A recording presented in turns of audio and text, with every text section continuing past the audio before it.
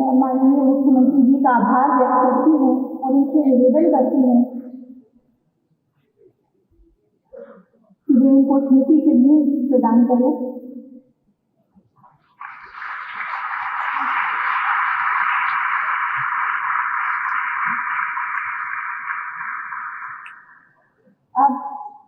माननीय मुख्यमंत्री, आज का दिन आप लोगों के लिए बिल्कुल स्मरणीय होगा। कितने दिनों से इस तरह निश्चित रूप से विश्व में ज्ञान की जो पीठिकाएं हैं उनमें से वरेण्य, और भारत में प्रारंभिक रूप से जो 4 विश्वविद्यालय दीपक जलाए गए थे उनमें से एक सबसे प्रांजल और सबसे दीपित परिसर इलाहाबाद विश्वविद्यालय ने अपनी सर्वोच्च उपाधि से सम्मानित किया। ये मेरे लिए निजी रूप से गर्व का विषय है और यह उपाधि मैं अपने उन सब पुरखों को अर्पित करता हूं जिन्होंने इस विश्वविद्यालय से कविता का दीप जलाया। जो एक बड़ी परंपरा, चाहे वो धर्मवीर भारती जी की हो, चाहे हरवंश राय बच्चन की हो, चाहे फिराक गोरखपुरी की हो, चाहे भाषा वैज्ञानिक डॉक्टर धीरेन्द्र वर्मा की हो, अनेक असंख्य नाम यहाँ पर हैं जिन्होंने इस दीप को यत्नपूर्वक जागृत रखा। मैं उसी दीप श्रृंखला का एक छोटा सा स्वर हूं, तो मैं उन सब अपने पुरखों को तर्पण के रूप में ये उपाधि सौंपता हूँ। आपके समय का और आपका जो विश्वविद्यालय उसमें क्या बदलाव देखते हैं? विश्वविद्यालयों में राजनीति ने प्रवेश किया है, आवश्यक है, करना ही चाहिए। चाणक्य के परिसर में अगर सिंघरान और चंद्रगुप्त नहीं होंगे तो कहाँ होंगे, लेकिन मूलतः जो राष्ट्र धर्म है, जो देश है, जो विषय की विशेषज्ञता है वो प्राथमिक थी। उसकी प्राथमिकता थोड़ी पीछे गई है। विश्वविद्यालयों में जो अकादमिक राजनीति है वो बढ़ी है, राजनीति का हस्तक्षेप बढ़ा है। मैं सदैव ये कहता हूं कि शासन और सत्ता शिक्षा के प्रबंधन के लिए होनी चाहिए, नियंत्रण के लिए नहीं। तो आज विश्वविद्यालय पुनः उस मार्ग पर लौटा है। यहाँ अत्यधिक और समय के प्रतिकूल जो नारे थे उनके विपरीत अब यहाँ शांति है, लोग पढ़ रहे हैं, अपनी उपाधियां हासिल कर रहे हैं।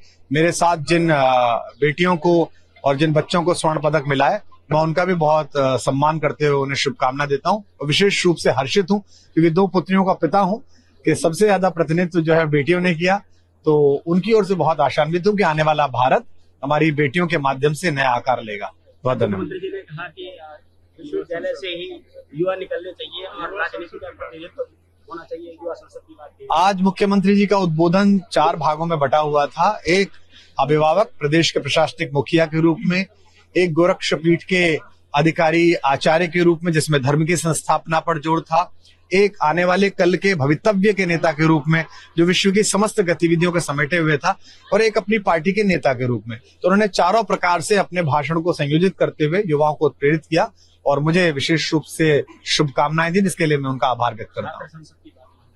वो शासन का विषय है, वो उसमें ठीक प्रकार का जो भी निर्णय ले पाएंगे वो शासन का विषय है। आखिरी बात सर, महाकुंभ, प्रयागराज महाकुंभ आने वाला है, आप आएंगे यहाँ? निश्चित रूप से महाकुंभ मनुष्यता का एक ऐसा समुच्चय, ऐसा समन्वय है जहां बहुत सारी जागृत और संजीवनी आत्माएं एक साथ दीपित होती हैं, एक साथ प्रतिध्वनित होती है, और उससे जो ऑरा का निर्माण होता है, उससे जो ऊर्जा का निर्माण होता है, वह न केवल धर्म को बल्कि मनुष्यता को बहुत संचालित करता है और उसमें उत्प्रेरणा भरता है। मेरा सौभाग्य है कि अनेक पूज्य संत महंत आचार्य महामंडलेश्वरों ने ये आज्ञा मुझे दी है कि मैं उस समय उपस्थित हूँ, जिनमें परम पूज्य आचार्य महामंडलेश्वर आदरणीय अवधेशानंद जी, परम पूज्य आचार्य महामंडलेश्वर कैलाशानंद जी, बालकानंद गिरी जी महाराज, काशनी महाराज जी, अनेक साधु संतों की आज्ञा हुई है। और एक सामान्य आस्तिक के नाते मैं किसी साधु की आज्ञा की अवज्ञा नहीं कर सकता, तो मैं समय समय पर महाकुंभ में आऊंगा। बहुत आभार आपका। न्यूज नेशन अब व्हाट्सएप पर खबरों की ताजा अपडेट के लिए न्यूज नेशन के इस QR कोड को स्कैन करें।